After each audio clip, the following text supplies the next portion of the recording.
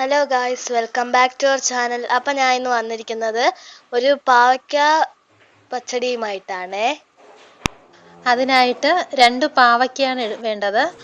ഞാനിപ്പോൾ 2 പാവയ്ക്ക എടുത്തിട്ടുണ്ട്. അതിനെ നന്നായിട്ട് കഴുകി അതിനകത്തുള്ള ഇതൊക്കെ എടുത്ത് മാറ്റിയിട്ട് നൈസായിട്ട് അരിഞ്ഞെടുക്കുക.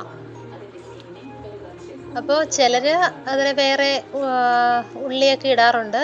പക്ഷേ ഞാനിന്ന് അതൊന്നും എടുത്തിട്ടില്ല. ഞാൻ പാവയ്ക്കയും പച്ചമുളകും മാത്രമാണ് എടുക്കുന്നത്.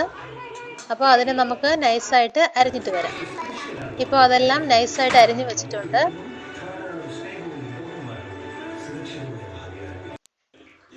ഇനി ഒരു പാത്രം എടുക്കുക. അതിനെ നന്നായിട്ട് ചൂടാക്കി അതിലേക്ക് ശകലം എണ്ണ ഒഴിക്കുക. എണ്ണ ചൂടായി വരുമ്പോൾ നമുക്കതിലേക്ക് കടുകിട്ട് പൊട്ടിക്കാം.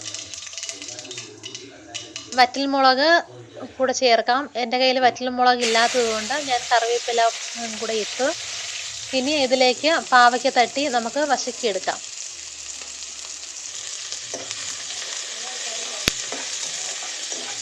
ഇത് നന്നായിട്ട് വശക്കി നന്നായിട്ട് വെന്ത് വരട്ടെ. അതിൽ നമ്മൾ വെള്ളമൊന്നും ഒഴിക്കാൻ പാടില്ല. എണ്ണയിലായിരിക്കണം ഇത് വശങ്ങി വരേണ്ടത്. നന്നായിട്ട് വശങ്ങി വന്നാൽ മാത്രമേ പാവയ്ക്കയ്ക്ക് കയ്പുണ്ടാകാതിരിക്കുകയുള്ളൂ.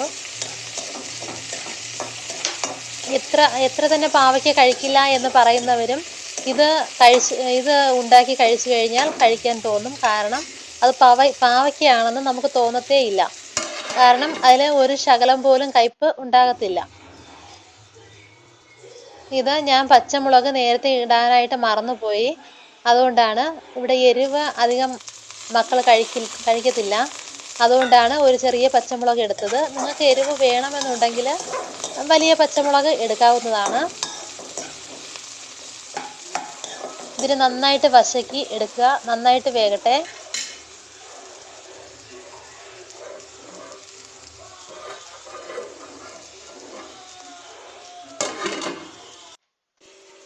ഇപ്പോൾ പാവയ്ക്കയെല്ലാം നന്നായി വെന്ത് കഴിഞ്ഞു.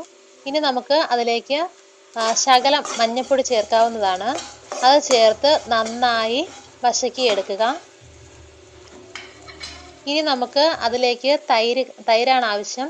തൈര് കടഞ്ഞെടുത്ത് അതിലേക്ക് ഒഴിക്കുക. നമ്മൾ തൈര് ഒഴിക്കുന്ന സമയത്ത് ഫ്ലെയിം ഓഫാക്കി വയ്ക്കുക. ഇല്ല എങ്കിൽ തൈര് പിരിഞ്ഞു പോകും.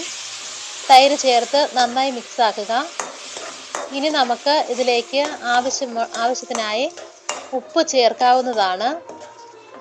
ഉപ്പും ചേർത്ത് നന്നായി വശക്കിയെടുക്കുക, മിക്സാക്കി എടുക്കുക.